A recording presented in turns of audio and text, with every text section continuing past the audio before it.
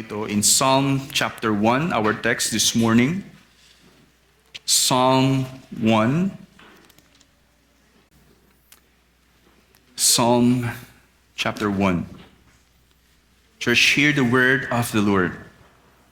Blessed is the man who walks not in the counsel of the wicked, nor stands in the way of sinners, nor sits in the seat of scoffers. But his delight is in the law of the Lord, and on his law he meditates day and night. He is like a tree planted by streams of water that yields its fruit in its season, and its leaf does not wither.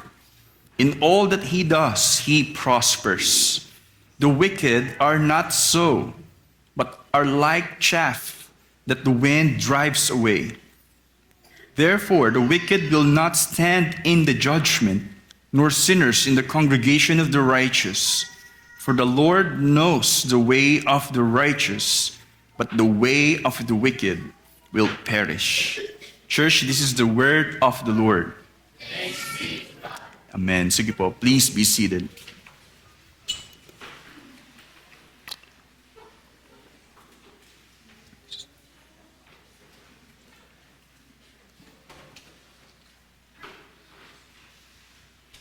Okay. Ako po sa bahay, sabi nga po, may joke na ang role daw po ng mga tatay sa bahay ay tagapatay ng ilaw. Tama po ba? O ventilador. Pagka ako lagi yung pagdumaan, pag may nakita ako, papatayin ko eh. Papatayin ko gano'n. Ang tanong, sino sa atin sa bahay na laging pinapaalalahanang patayin ang mga ilaw o electric fan kapag hindi ginagamit, pero lagi pa rin nakakalimutan ito?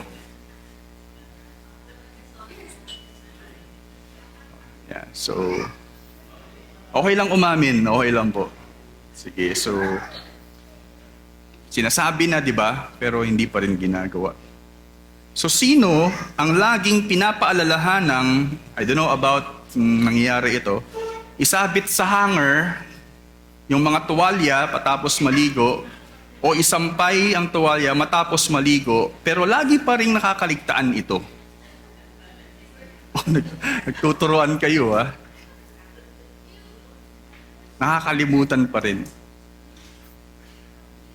Sino dito ang lagi pa rin iniiwang magulo ang kama bago umalis, kahit sinasabihan ng ayusin ito bago umalis? Kayo pa rin, meron pa rin. Akala ko walang ganito. So, pag uwi, dadating, tsaka lang ayusin, di ba? Kaya sa sunod na araw na lang. Okay, ito naman. Sino naman dito ang alam ng dapat mag-devotion o basahin ang Biblia nang may panalangin sa bawat araw, pero lagi pa rin hindi ito ginagawa?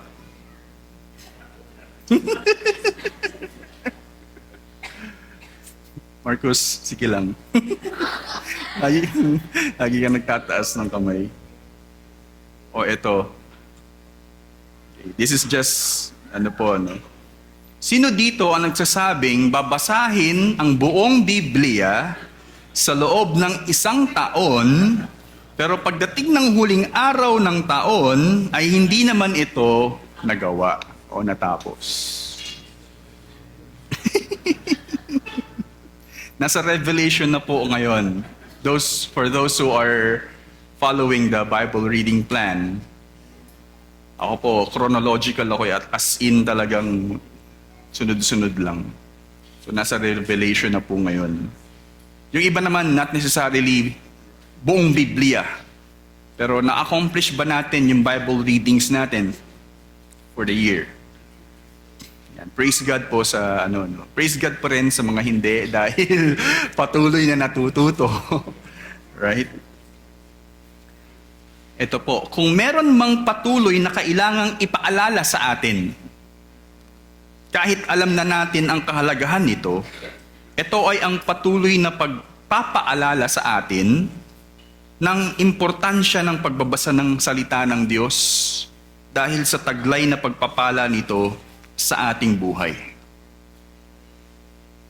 Sa airplane nga daw po, di ba, sa mga nagta-travel, yung iba, okay, turn your attention now to our crew that will give you the instructions, a few instructions.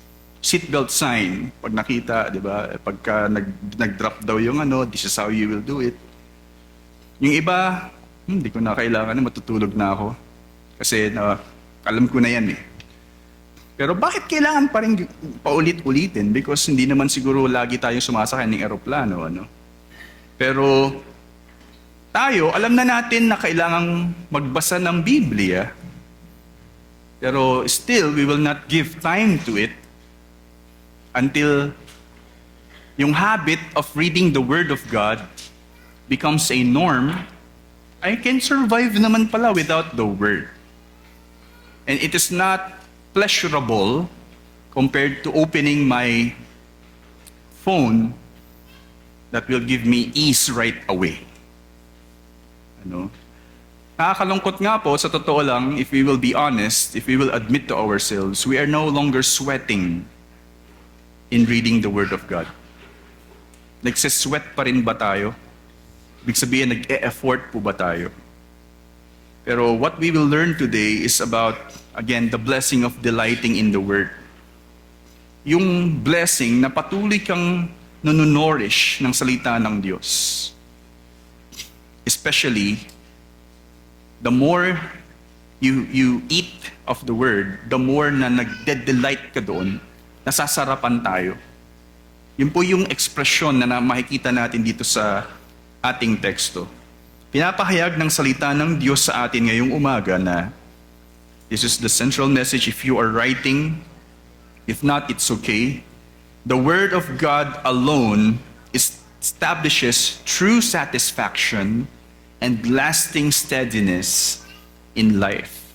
That is, for me, is an absolute truth. Na yung iba, akala nila, kahit wala ang salita ng Diyos sa buhay nila, hindi ito ang nagdidirect ng buhay nila, masaya naman ako eh. But the question is it a true satisfaction?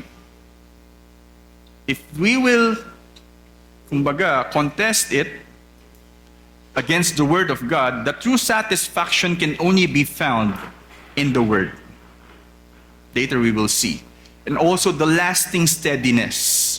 Ibig sabihin na anuman yung mangyari sa buhay, yung mga totoong nanonourish ng salita ng Diyos ay nakasteady pa rin sa buhay, sa pagkakatayo nila. Why? Because they are like a tree planted in the streams of water.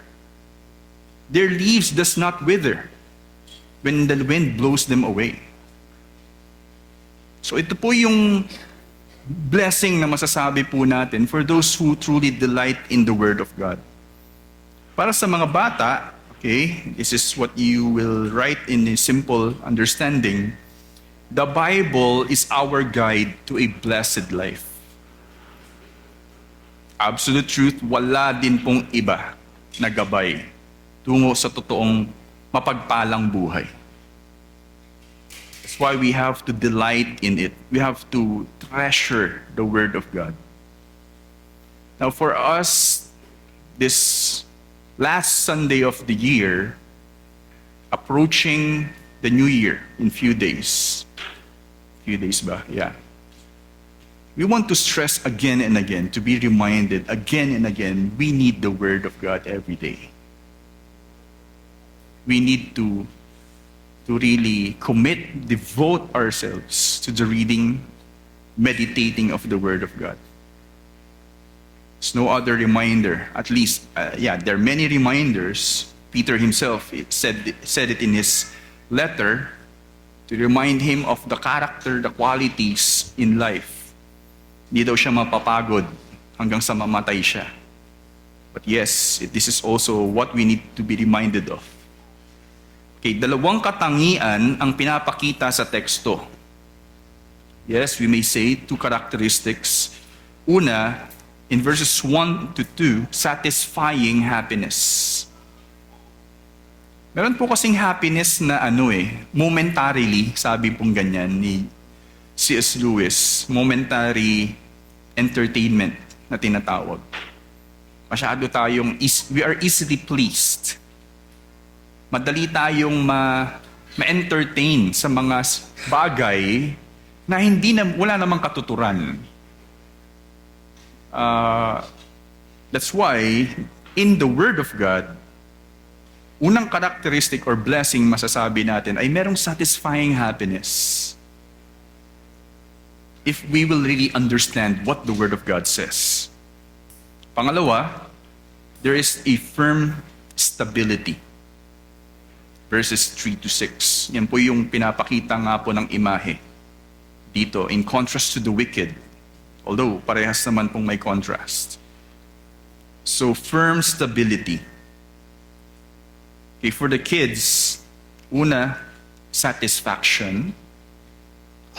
And second is steadiness. There is satisfaction and also steadiness. The kids are not exempted, by the way, to read the Bible every day. Kung pwede sana makapaglaan tayo ng Bible reading plan for the kids, pwede rin po. Anyway, sige po. We'll start sa una, satisfying happiness. We are in Psalm 1.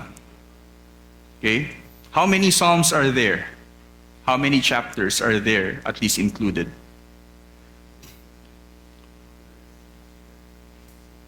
Yeah, 150. In Apocrypha, meron pala pong 151. Hindi ko pa nabasa. Pero Psalms includes, masasabi natin 150 chapters. How many books in Psalm?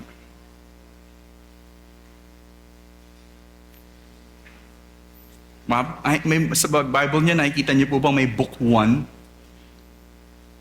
How many books are there?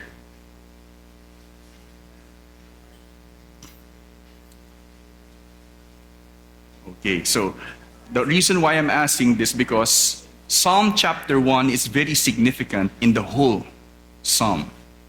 There are actually 5 books because they are also explaining na yung nag-compile ng Psalm ay parang inahahalin tulad sa Pentateuch, the 5 books of Moses. Kaya parang in number, may ganong klaseng division. And sinasabi po, yung Psalm chapter 1 is not accidental kung bakit yun yung unang sinasabi. O bakit ito yung naipwesto sa buong Psalm. It serves actually as an introduction to the whole Psalm, telling to us the importance of the Word of God in the life of men. Na sa salita ng Diyos, yun ang tunay na pinakapundasyon, ang pinaka-core ng being ng tao. That's why throughout the rest of the Psalm, the Psalms in collection, yun po ang binibigyang saysay. Kung paano tayo mapapagpala sa buhay na ito. The importance again of the Word of God. Ang unang salmo ay sinasabing hindi aksidente. Sa pagkakapwesto nito sa buong aklat ng mga awit, nagsisilbi itong introduction kung saan binibigyang diin ang kahalagahan ng kautusan ng Diyos sa buhay ng tao. Hindi maikakaila na ang bawat tao ay naghahangad ng mapagpalang buhay. All people wants to be well in life, health, wealth, na sinasabi. Para sa iba, ang pagkakaroon ng security, you have enough resources, savings in your bank account. Yung iba, pagkakaroon ng kaginhawaan or comfort, maayos na bahay, maayos na tulugan, maayos na sasakyan, whatever, o masaganang buhay. Rich in life, we are able to go there, we are able to eat this kind of food, we are able to do these things, have these things. Ito po ang sinasabi lang pinagpalang buhay. others are saying. Ngunit, makikita natin dito sa unang salmo kung ano ang tunay na pinagpalang buhay. Okay, basahin po natin in verses 1 to 2. Blessed is the man who walks not in the counsel of the wicked, nor stands in the way of sinners, nor sits in the seat of scoffers. But his delight is in the law of the Lord. On his law he meditates day and night. Isinasalarawan dito ang pamumuhay ng isang tao na pinapahiwatig sa karaniwang gawain ng paglalakad. What I'm trying to say here is, yung portrait ng isang tao rito, walking, is a picture of the journey in life. Okay? So think about that, the elements included in walking. Yung tao na mismo naglalakad, yung kanyang paglalakad signifies the way he lives. The path he is heading is also part of the picture. Saan siya patungo? Everything in it is guided ng kanyang is guided by something. Whether his principles of others, or the precepts of God, the commandments of God. Ang buhay ay isang lakbayin tungo sa dalawang destinasyon base sa naging gabay nito. Ito po yung makukuha natin dito. Sinasabi, wala daw pong righteous, half-righteous, wicked, and really wicked. There are only two people. It's either you are really belonging to the righteous people or you are a wicked person. Dalawa lang po talaga. Ang paglalakad sa mga ito ay ang buhay ng tao. Yung paglalakad sa path. Yun po yung nagiging thread of our life. Na nahuhubog sa gabay na sinusunod nito. We are being formed dun sa guidance na ginagamit po natin. Ngunit, ang tanging gabay ng Diyos, ngunit tanging sa gabay ng Diyos, makakamit ang tunay na kasiyahan sa buhay. Only in the Word of God, dun makakamit ang tunay na kasiyahan sa buhay. Talking about true happiness.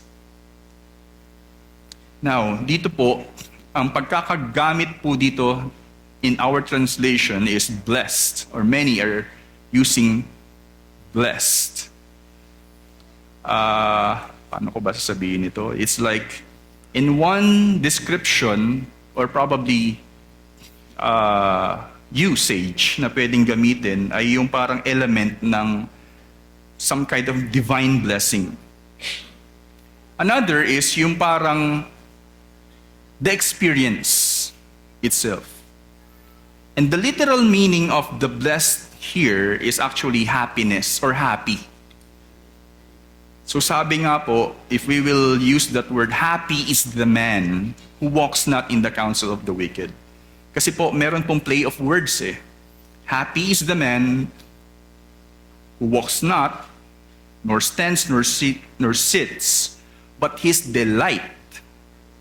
Diba? Yung kasiyahan. So yun po yung parang nagiging sense ng word po dito.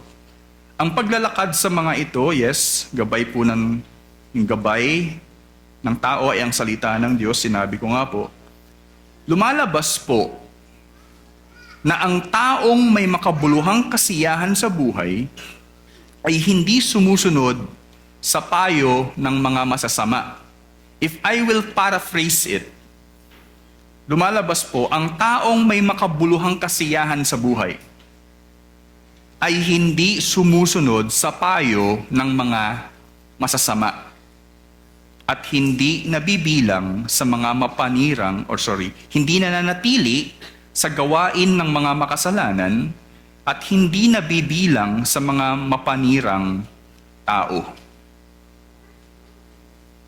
So for example, if you are saying na yung kasiyahan mo ngayon sa buhay ay sinasabi mong, ito yung gusto kong kasiyahan eh. Okay? The Bible is telling, if that is really a true happiness, dapat hindi ka sumusunod sa payo ng alam mong mga masasamang tao. At hindi ka nananatili sa mga gawain.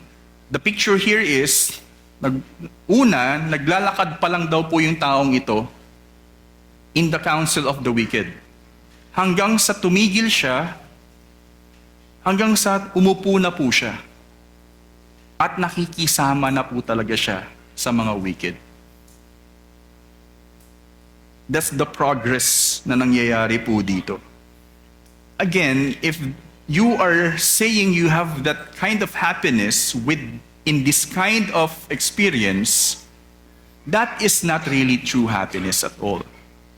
Maaaring ang isang tao ay nagsasabing siya ay napapagpala pa rin sa buhay gaya ng kasaganahan at kaginhawaan. Sinasabi po natin, yun po yung na-miss ko. No? Pero may mga tao po na magsasabi sa atin, hindi ako nag-church and I do not also read the Word of God, pero mapayapa yung pamilya namin. Maayos ako magtrabaho. Kumikita ako ng maayos, hindi ko basta ginagastos ito. At nagsisikap ako patuloy para mapakain yung pamilya. That is a good thing. Ngunit, kung siya ay namumuhay ng walang kagalakan sa salita ng Diyos, ay hindi karapat-dapat na maituring na pinagpala. Nakuha po ninyo yun? I do not consider that person na matawag siyang blessed at all. If, in the first place, ang source ng kanyang pamumuhay ay hindi naman talaga ang sinasabi ng salita ng Diyos. Because, for example, for the sake of being blessed, if the Bible contradicts yung nais niya, yung goal niya in life, he will easily drop the Word of God for the sake of his ambitions. Di ba sabi nga ni Jesus dun sa rich young ruler? So sabi niya, how can a man enter the kingdom of heaven? Yes, you follow the commandments. Yun lang po ba? Well, for you, sell all your possessions, give it to the poor, and come and follow me. So, once na madali yung idols mo, madali yung mga ambitions mo sa buhay by God's word, God's truth, the true blessed men are those people that are willing not to pursue not merely, hindi sa ayaw ng Diyos yung ambition, kundi mahanap natin yung kasaganahan sa Diyos talaga. Kakontentuhan sa Diyos talaga. I'm just giving you the implications ng mga sinasabi po dito. Nagdudulot dapat ang salita ng Diyos ng pagnanais na matuto patuloy rito sa bawat umaga at gabi. The truth is also, this is like an expression, day and night, because He delights, para po siyang, in a sense, na o-obsess, na alamin ng husto ang sinasabi ng salita ng Diyos, to the point that He meditates it day and night. This is not also saying na kailangan mong gawin day and night, but yes, we can do that also. Okay? But the point is, dapat tayo ay patuloy sa bawat araw na pupuno ng salita ng Diyos. There is really a necessity, kasi kung hindi po natin gagawin ito, sa totoo lang, mawawala po yung desire natin sa Diyos. Sabi nga po, nung tayo'y hindi pa Kristiyano, yung panlasa po natin iba. Let's say, for example, sa mga carnivores, ibig sabihin, mahilig sa meat, ayaw ng gulay. At kinalaunan, napilitang kumain na ng gulay because malala na yung sitwasyon ng kanyang kalagayan. Ngayon, napipilitan siyang kumain ng gulay kasi yun yung dapat. Before, hindi gulay ang gusto niya, pero ngayon nagugustuhan na niya yung gulay. Ibig sabihin, nag-iiba na yung taste buds natin. Sa salita daw ng Diyos, ganun din po. Sa umpisa, hindi mo na naisin yung salita ng Diyos. But along the way, as you persevere, yung taste buds parang sumasarap yung salita ng Diyos. This is the picture of those who are truly blessed. Na kung saan yung delight po nila ay patuloy na napupuno sa kanilang pagnanais sa salita ng Diyos. Ayan po yung effect. Sabi po natin kanina, nagdudulot dapat ang salita ng Diyos, dapat ng pagnanais na matuto patuloy rito sa bawat umaga at gabi. Kasi po, kung hindi po natin gagawin ito, masusubok po talaga kung tayo ay napagpala. Okay? Gaya po ng susunod sa teksto. Ang kritikal na binibigyang diin dito ay ang pagkakaroon ng pagnanais na may kasiyahan na mamuhay sa salita ng Diyos, not merely in the Bible, pero sa will ng Diyos. Kasi po, ang in-emphasize po dito ay yung kasiyahan. Ang kawalan ng kasiyahan sa utos ng Diyos ay may kalakip na kaparusahan. We're not talking about merely obeying it, but yung delight in it. Sabi po sa Deuteronomy 28:47-48, I think we can also have the sense ng sinasabi sa Deuteronomy, kasama rin po dito sa teksto natin. Sabi po dito, basahin natin, because you did not serve your God with joyfulness and gladness of heart, because of the abundance of all things, therefore you shall serve your enemies, whom the Lord will send against you, in hunger and thirst, in nakedness and lacking everything, and he will put a yoke of iron on your neck until he has destroyed you. Sabi nga ni John Piper, again, puro ko John Piper ngayon. This is what he called the dangerous duty of delight. Meron siyang small book ng Desiring God. Na ganun daw po ka-dangerous kapag hindi tayo naging masaya sa Diyos mismo. Yes, we're talking about delighting in the Word, pero hindi tayo more on technicalities lang, pero yung dun sa nagbibigay ng salita, tayo nasisiyahan.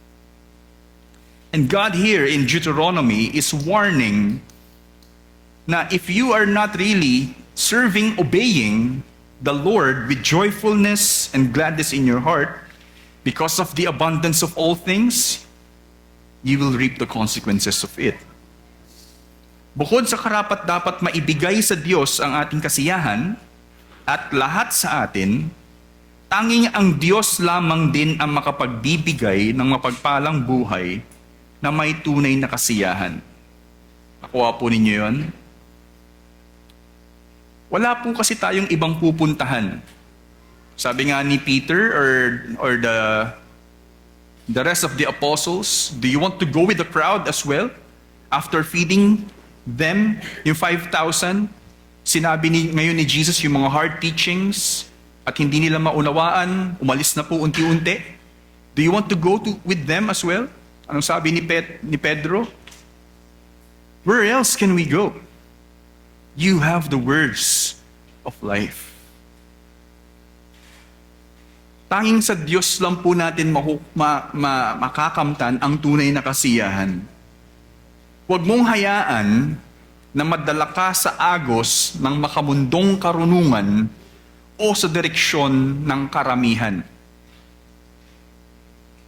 Don't allow yourself, especially in our age right now, media, easily, madali lang po natin magamit ngayon. Kung ano yung makita po natin, we agree to it, at sa hindi mo namamalayan, ginagawa mo na rin. Hindi mo namamalayan the way you react to people, katulad nung napapanood mo. When you wake up in the morning, instead of being joyful, you are stressed. Why? Because ito nangyayari sa gobyerno. You don't know how you will proceed. And also, dahil ganun yung ginagawa ng mga kaibigan ko, ganun na rin yung gagawin ko. Huwag kang manatili na lamang sa pamumuhay na walang pagpapagal sa kung ano ang matuwid. Alam mo kung ano yung tama, instead of pursuing what is right, though it is hard, gawin mo kung ano yung dapat na gawin mo. Hindi yung mahirap yun I give up. Don't stay in this condition or state. That's why you die to yourself. Ang dating po. Huwag kang mamuhay sa kasiyahang panandalian lamang at hindi makabuluhan. I'm also saying this to myself, madali po tayong ma-attract sa anuman. We are easily pleased creatures. Sikapin mong lumakad sa gabay ng salita ng Diyos na mismong magdudulot ng tunay na kasiyahan sa ating buhay. Huwag mong palampasin ang bawat araw na ikaw ay hindi napupuno ng salita ng Diyos. We really mean that. If you can really wake up in the morning, how about like, yung iba po sa atin dito, alas 4, alam ko, nagluluto, mag-prepare for breakfast. Even for 15 minutes, you read the Bible before anything else. It will not take much of our time. And in the afternoon, open again, another chapter. Hanggang sa pagtulog mo, another chapter. Typically, it's just 3 chapters a day for the Bible reading. Sikapin po natin. Patayin mo ang inklinasyon ng iyong sarili na magtiwala ka patuloy sa mataas. Patayin mo ang inklinasyon ng iyong sarili, ibig sabihin, sinusunod po kasi natin yung inclination natin, at magtiwala ka patuloy sa mataas at kamanghamanghang karunungan ng Diyos. Me, myself, I cannot really live a day nang hindi po ako nakakain ng salita ng Diyos. Alam ko po yung tendency ko. So first is satisfying happiness in the text, and also second, firm stability. Sabing sunod, basahin po natin verses 3 to 4. He is like a tree planted by streams of water that yields its fruit in its season. Its leaf does not wither. In all that he does, he prospers. The wicked are not so, but are like chaff that the wind drives away. Ang tanong po natin dito, paano masasabing may tunay na kasiyahan ang mga taong sumusunod sa salita ng Diyos? Hindi nagkamali po ako dyan. Paano masasabing may tunay na kasiyahan ang mga taong sumusunod sa salita ng Diyos? When church, pray, memorize Bible, theology and whatever, doctrine, boring. And you are the happiest people in earth? Ang katanungan rin ay, may tunay bang kasiyahan ang mga taong hindi sumusunod sa salita ng Diyos? How about those who do not obey or live in the Word of God? Can we really say mas masaya sila kaysa sa atin? I think here comes in these verses right now, verses 3 to 4. Ito na yung litmus test. Talaga bang masaya kayo? Talagang masaya din kayo? Here comes the test. Sinasabi na po. Dito pinapatotoo sa Salmo na ang mga taong namumuhay sa salita ng Diyos ay katulad ng isang puno na nakatanim sa tabing ilog. Imagine a tree na nasa tabing ilog po. Masustansya po yung punong iyon for sure. Darating ang pagbubunga ng taong ito sa itinakdang panahon. Yes, maybe not in few period of time magbubunga ka. Pero surely magbubunga ka sa itinakdang panahon. How about when challenges comes your way? How about when unfortunate circumstances comes your way? Economy, your job, in the family, sin, after all, biglang akala mo hindi ka mauhulog sa kasalanan yun, then boom. There are many things will be affected. Pag dumating yung mga pagkakataong iyon, ang masasabi po natin, ang mga tunay na nanorish ng salita ng Diyos, ay kayang harapin ang mga bagay na ito. And again, the wicked are not so. The wicked will simply respond not in a righteous way. Darating ang pagbubunga ng mga taong ito sa itinakdang panahon at ang kanyang mga dahon rin ay laging sariwa habang patuloy itong namumuhay sa sustansya ng salita ng Diyos. Nakatitiyak na may katagumpayan ang kanilang mga gagawin ayon sa kalooban ng Diyos. Sabi po rito, in all that He does, He prospers. Pero hindi ibig pong sabihin, sikreto lang pala magbasa ng Bible. Hindi po ganun, ano? It's because patuloy po siya nagtitiwala sa salita ng Diyos. According to the will of God. Ngunit, hindi nangangahulugang hindi sila makakaranas ng paghihirap o mahirap na sitwasyon. Okay? Ibig pong sabihin, the righteous, those who are believers, reading the Word of God, hindi po sila exempted sa trials. Ang kaibahan lamang ay ang mga taong patuloy na namumuhay sa salita ng Diyos ay matatag. Matatag na natututo at tapat na sumusunod sa nais ng Diyos. Sila ay hindi basta matutumba at nakakayanang ngumiti kahit sa hindi kaaya-ayang sitwasyon ng may pagtitiwala sa karunungan ng Diyos. Napipicture out ko rin po na there are people, real testimonies, na sa kabila ng mga pagsubok, yes, they can smile, and at the same time, inaamin nila yung pagkakamali nila at pinapanalangin na hindi na nila gagawin ito muli. The second round again of blowing of the wind, storm, let's say, they know what to do. Subalit, ang mga taong namumuhay sa sarili nilang karunungan ay gagawin patuloy ang kanilang nais kahit hindi ito ayon sa salita ng Diyos. The wicked, instead of submitting to the Word of God, no.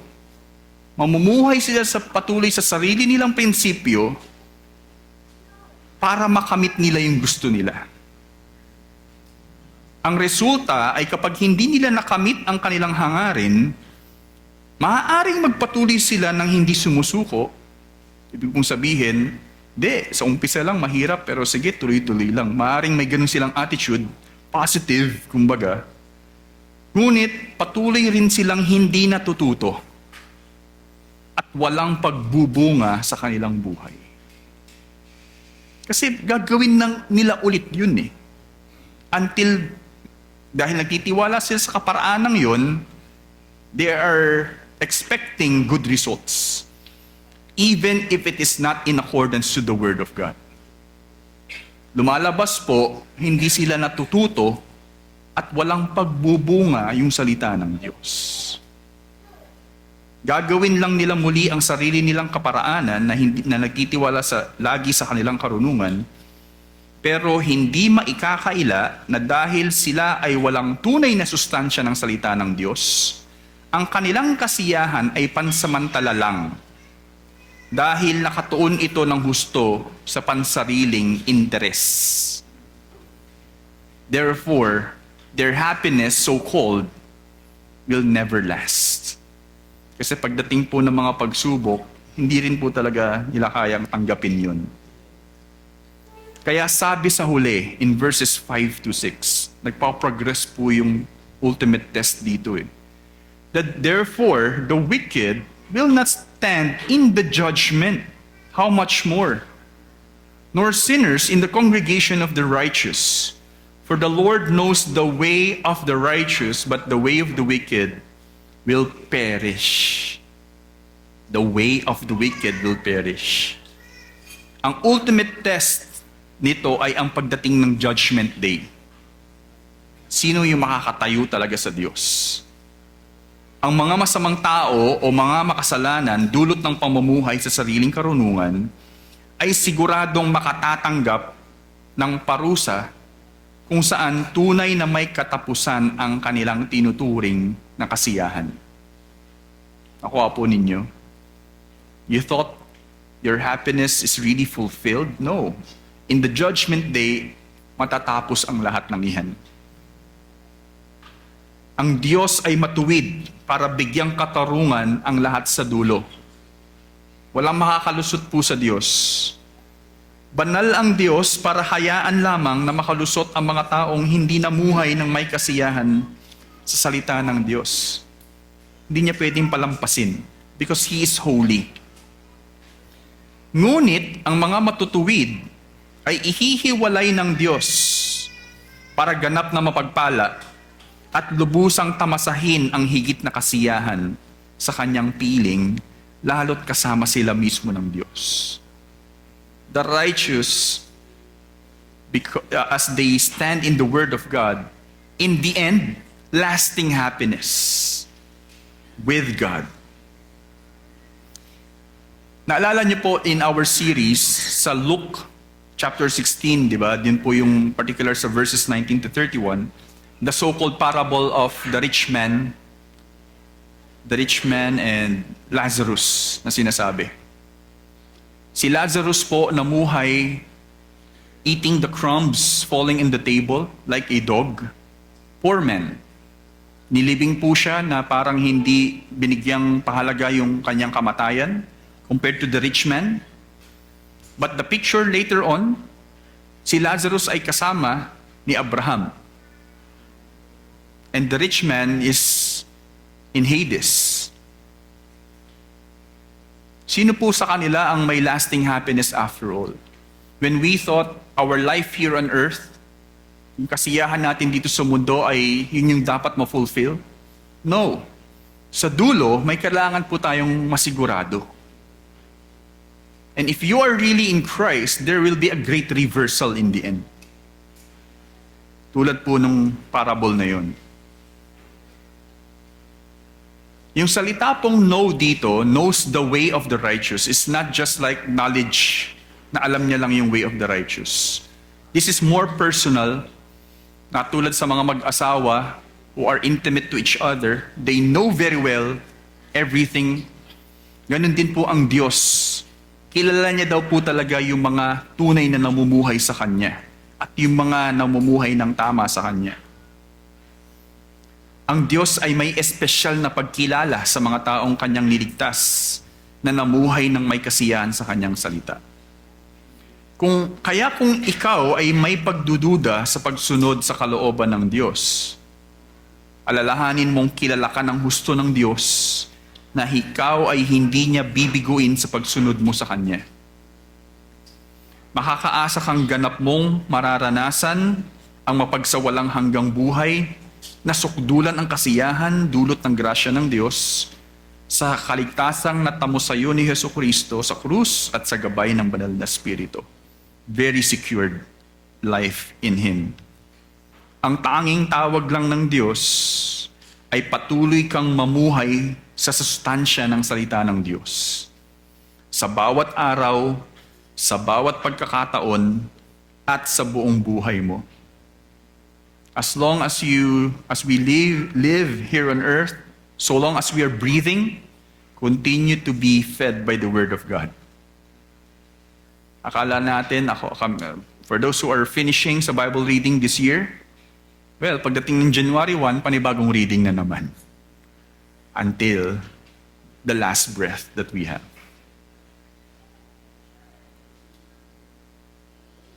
Tiyak na ikaw ay magbubunga.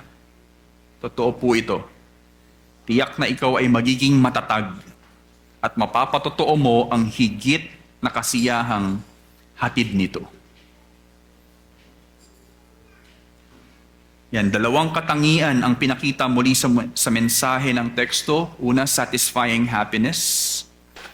And second, firm stability o kaya'y satisfaction at steadfastness.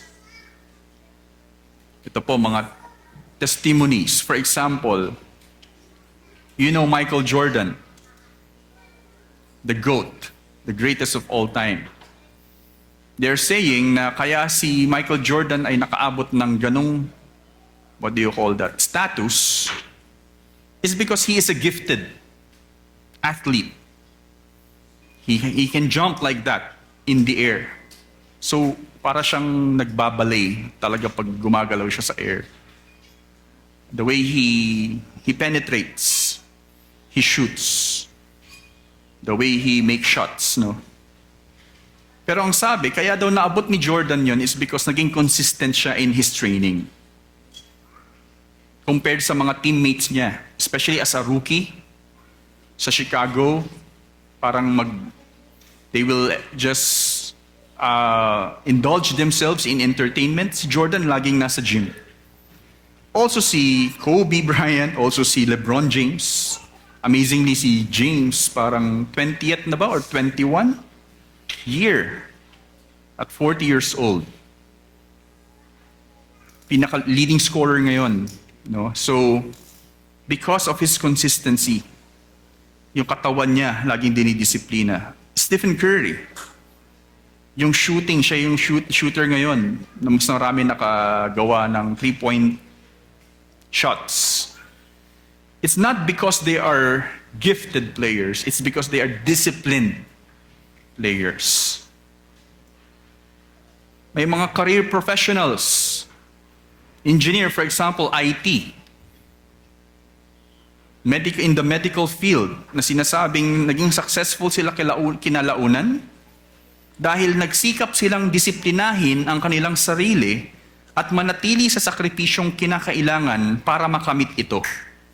Meron po ako naging classmate nung high school, last section siya lagi nung high school. Ngayon po nasa US na. RT, respiratory therapist, ang alam ko po.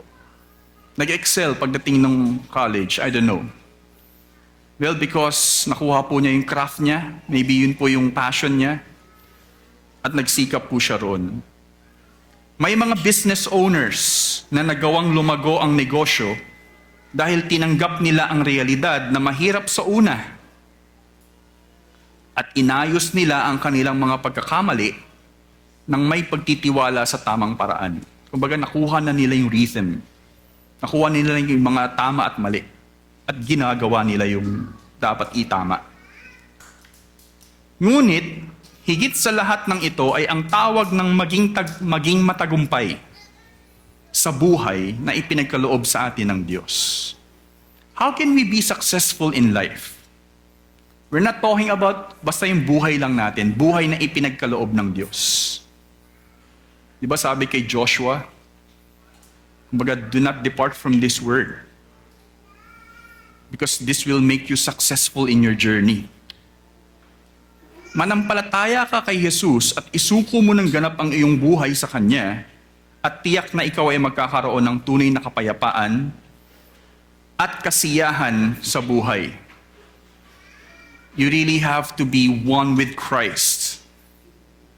It's not just about reading the word and you will be blessed. The true blessing is your life is renewed in Jesus Christ. But the nourishment is in the Word of God. Bilang mananampalataya, alalahanin mo ang saysay ng sinabi sa 1 Timothy 4:6-10. Ito po yung isa kong naiisip. Sabi po ni Paul kay Timothy, of course, si Timothy po rito ay inasa konteksto ng leader ng church. But this should not only be for Timothy.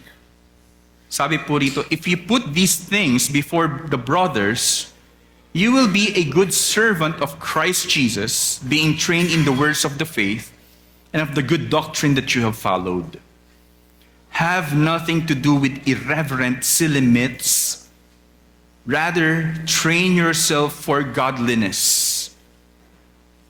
Have nothing to do with those vlogs. Have nothing to do with those teachings in our context. Have nothing to do with those leftist principles. Have nothing to do with those so-called gurus in particular topics. Rather, train yourself for godliness. For while bodily training is of some value, godliness is of value in every way, as it holds promise for the present life and also for the life to come. The saying is trustworthy and deserving of full acceptance. For to this end we toil and we strive, because we have our hope set on the living God, who is the Savior of all, especially of those who believe. Is that a familiar text? I hope matatapos na po tayo sa disciplines of godly man and godly woman. But that is really the text that we need to learn in every way, kumbaga, yung value ng godliness as we devote ourselves in the Word. Ngayong paparating na bagong taon, pahalagahan mo ang mensahe sa atin ngayong umagang ito. The Word of God alone establishes true satisfaction and lasting steadiness in life. Nagsasabi ring the Bible is our guide to a blessed life. How's your Bibles, by the way? It's okay. Kunin nyo sa shelves, pagpagin nyo. It's okay.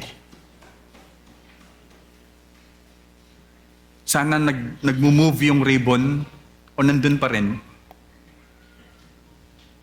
If you do not have a good Bible, buy a Bible. You have good phones. Sabi nga nila. Buy a leather if you want para hindi nasisira. Buy a study Bible. So that yung mga nag-aral mismo, may mga quick notes for you to know. Ano ibig sabihin nung anong pangalan nun? May mga natin. Sila Esther, King Ahasuerus, right? Yeah. So, you will, the more you understand the Word of God, the more that you will appreciate it, the more your heart will be convicted, and when situation comes, you will experience life talaga ang salita ng Diyos. Bunga yung lalabas. Invest yourself this year in the Word of God. Let us pray.